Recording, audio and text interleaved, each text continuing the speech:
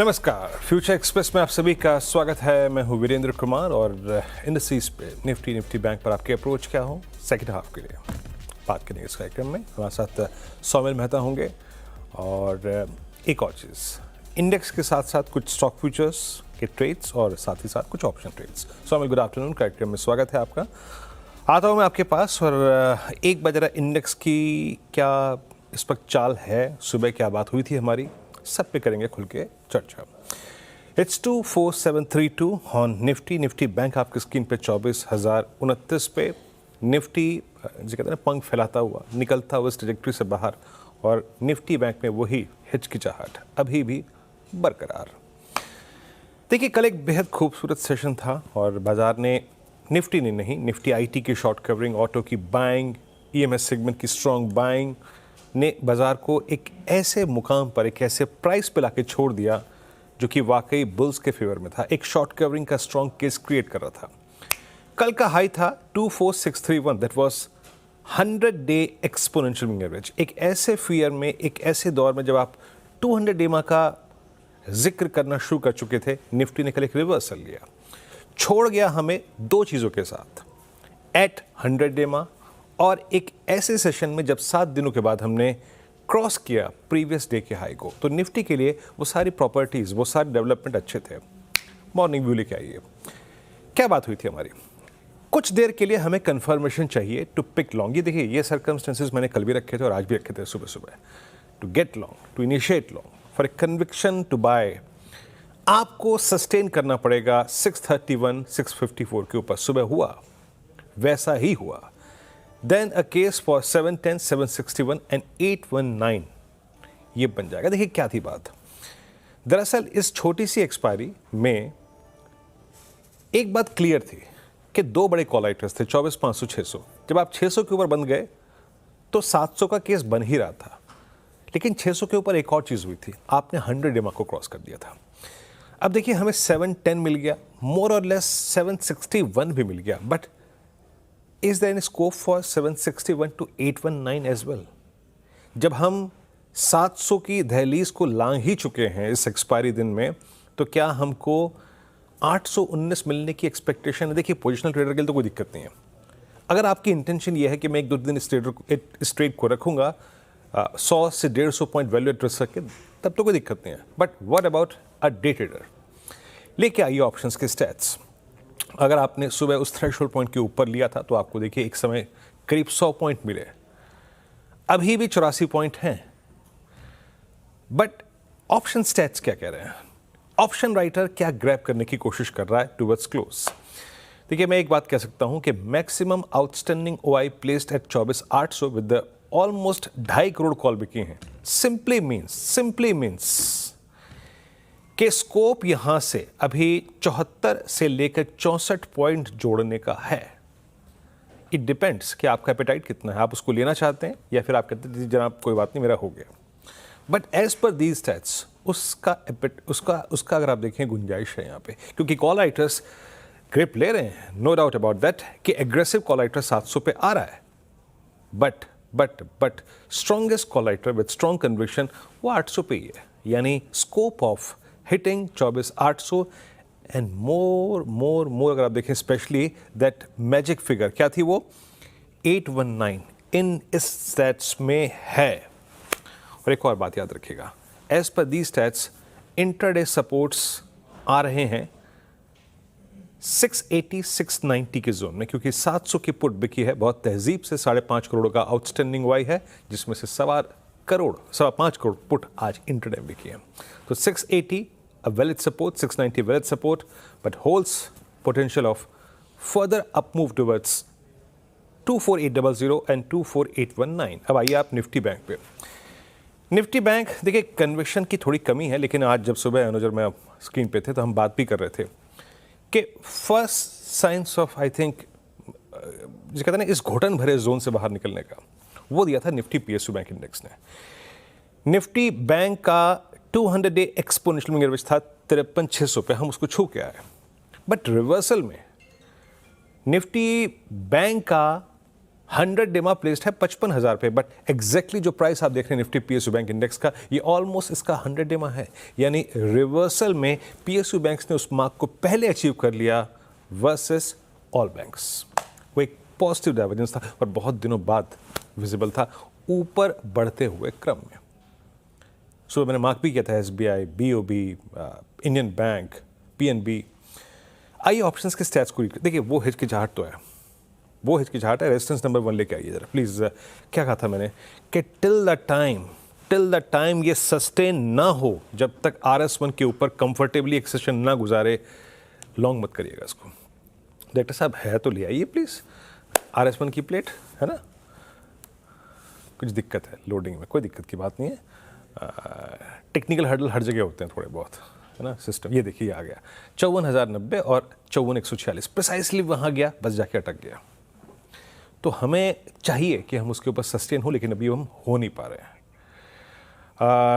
आपकी स्क्रीन पे तो कुल मिला के देखिए ऑप्शंस के स्टैट्स यही कह रहे हैं जनाब कि निफ्टी बैंक अभी भी एक हर्डल है।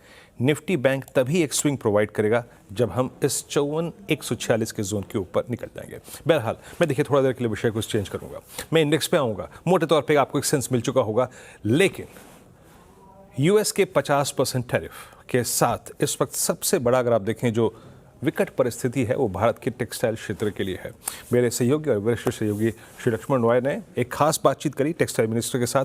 आइए जरा इस दौर में रणनीति भारतीय सरकार की क्या है टेक्सटाइल स्पेस के लिए, आइए सुनते हैं।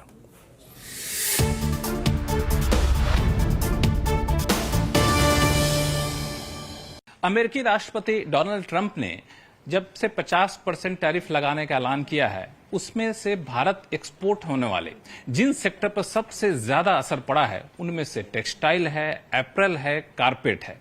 अब इसके लिए सरकार क्या कुछ कदम उठा रही है, इस पर बातचीत करने के लिए हमारे साथ हैं केंद्रीय textile minister Giriraj Singh sir. Sir आपका स्वागत है सीएनबीसी आवाज में। इस पूरे 50% टैरिफ लगाने के बाद आपने अपने मंत्रालय के तहत आने वाले सेक्टर का कोई असेसमेंट किया है कि कितना असर पड़ेगा एक्सपोर्ट पे, रोजगार पे, इंडस्ट्री पे? देखिए, सबसे पहले मैं कहूंगा कि हमने तो सारे इंडस्ट्री के साथ मीटिंग की है। अब एक छोटे जो 100 करोड़ से नीचे वाले हैं उनके साथ भी मैं मिल करके बात करने वाला हूं। लेकिन मैं एक अलग बात कह रहा हूं। भारत एक ऐसा देश है, जब भी आपदा आया तो उसे अवसर में परिवर्तित किया। अब अटल बिहारी वाजपेयी के समय सैंक्शन लगा, हमने अपना रास्ता ले लिया। और ये बिजनेस क्या है, नदी का बहाव है। जब भी कहीं सुविधा मिलती है वहां बह जाता है, और रोक लगती है तो फिर डाइवर्सन हो जाता है। पूरे दुनिया में $800 बिलियन का मार्केट है। ये $800 बिलियन के मार्केट में हमने, ऐसा नहीं है कि अमेरिका, हमारी इंडस्ट्री आज भी अमेरिका को दे रहा है।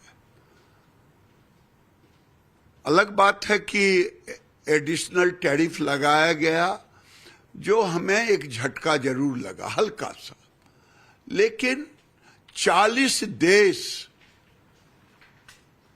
हमने अलग से चुना है, जिसका लगभग 590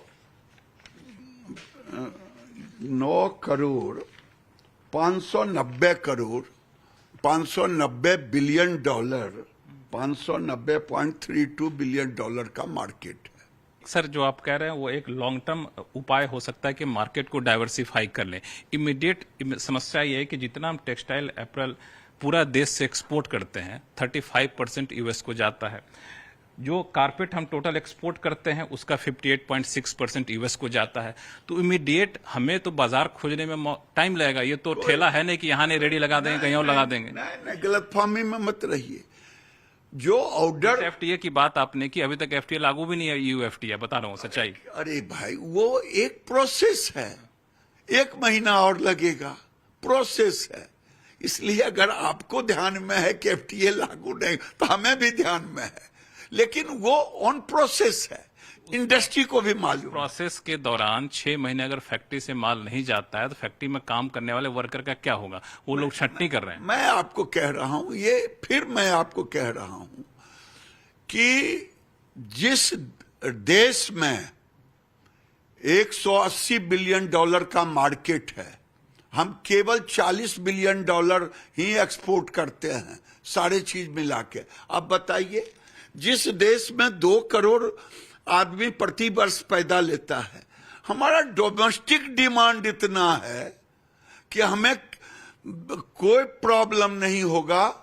हाँ, जो ऑर्डर लिया हुआ है उसमें थोड़ी सी असुविधा होगी, इससे हम नकारते नहीं।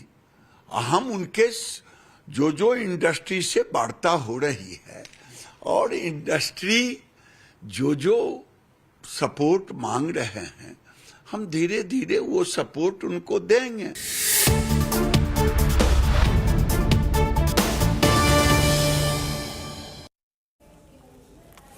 ब्रेक के बाद कार्यक्रम में आप सभी का स्वागत है। और एक बार आप सुन रहे थे टेक्सटाइल मिनिस्टर को, अंडर द इम्प्रेशन जो इस वक्त टैरिफ वॉर यूएस से चल रही है, और उसके बाद टेक्सटाइल मिनिस्टर के साथ खास बातचीत सीएनबीसी आवाज़ की लक्ष्मण राव जी के साथ, लक्ष्मण जी की टेक्सटाइल मिनिस्टर के साथ। एक बार फिर लेके आइए निफ्टी और निफ्टी बैंक। मैं ब्रेक से पहले अपना आउटलुक शेयर कर चुका हूँ। अब चलते हैं सीधे सौमिल के पास। सौमिल, आपका इंडेक्स पर रीडिंग क्या कह रहा है? कैसे अप्रोच कर रहे हैं आप इंडेक्स को? Good afternoon Veeru. मेरा इस समय व्यू पॉजिटिव है। जैसे हम लास्ट 2 दिन से बात कर रहे हैं आपके शो में कि इस समय स्टॉक स्पेसिफिक बहुत बढ़िया एक्शन है, सेक्टर स्पेसिफिक बहुत बढ़िया एक्शन है, और बहुत सारे स्टॉक्स में हाईज निकल रहे हैं और प्रीवियस स्विंग हाईज जो वीकली स्विंग हाईज हैं वो भी निकल रहे हैं। And I'm positive medium term outlook में। Definitely I am very positive. 24,400 24,200 के नीचे मैं नहीं समझता हूँ कि मार्केट जाएगा, और ये जो पूरा कंसोलिडेशन फेज है वो कंसोलिडेशन फेज शायद और कुछ हफ्ते चले, लेकिन ये ओवरऑल ऊपर की तरफ टूटेगा। अगर आप वेरी शॉर्ट टर्म की बात करें तो एक रेजिस्टेंस है around 24,800 which is 40 daily moving average. इसके ऊपर निकलेगा तो फिर मुझे लगता है कि जो ऊपर के लेवल्स हैं 25,100 25,200 ये लेवल्स भी निकलेंगे, क्योंकि फिर मोमेंटम वापस लार्ज कैप्स में आएगा। आईटी में ऑलरेडी लार्ज कैप्स में है मोमेंटम, इवन ऑटोज में अच्छे मोमेंटम है लार्ज कैप्स में। हम वेटिंग के ऑयल एंड गैस और दूसरे सब सेक्टर्स में आए। Overall positive view, buy on declines की स्ट्रैटेजी रखे। Medium term outlook, short term में डेफिनेटली एक अच्छा मोमेंटम है। स्टॉप लॉस नीचे में जो रखना है वो 24,630 के आसपास, और उसके नीचे जो एक स्विंग लो है विच इज 24,525, ये एक बहुत ही क्रूशियल लेवल है और मुझे लगता है कि यहाँ से बाय ऑन डिक्लाइन की स्ट्रैटेजी रखनी चाहिए। बैंक निफ्टी की अगर बात करें, यहाँ पर एक छोटा सा कंसर्न है, क्योंकि यहाँ पर मोमेंटम अभी भी पॉजिटिव नहीं हुआ है, और मोमेंटम इसलिए पॉजिटिव नहीं हुआ है क्योंकि ये 20 और 40 आवरली मूविंग एवरेज के बीच में ही ट्रेड कर रहा है। जैसे ही ये 40 आवरली के ऊपर निकलेगा, 54,300 के ऊपर निकलेगा, मुझे लगता है यहाँ पे भी बहुत ही अच्छा मोमेंटम आएगा, और ये डेफिनेटली थोड़ा सा ओवरसोल्ड है। 200 डेली एक्सपोनेंशियल मूविंग एवरेज के बराबर आसपास ट्रेड कर रहा है। कल वहीं से ही सपोर्ट लेके अच्छा बाउंस दिया था। मुझे लगता है कि यहाँ पर जो 200 डेली एक्सपोनेंशियल मूविंग एवरेज है 53,580, यहाँ पर एक स्टॉप लॉस लगा के ऊपर में 20 daily moving average which is close to 55,000, यहाँ का एक टारगेट रख सकते हैं। तो दोनों में ही पॉजिटिव व्यू, यहाँ पे इनफैक्ट पोजिशनल व्यू भी ले सकते हैं। आई am very positive on metals, FMCG और ऑटो में।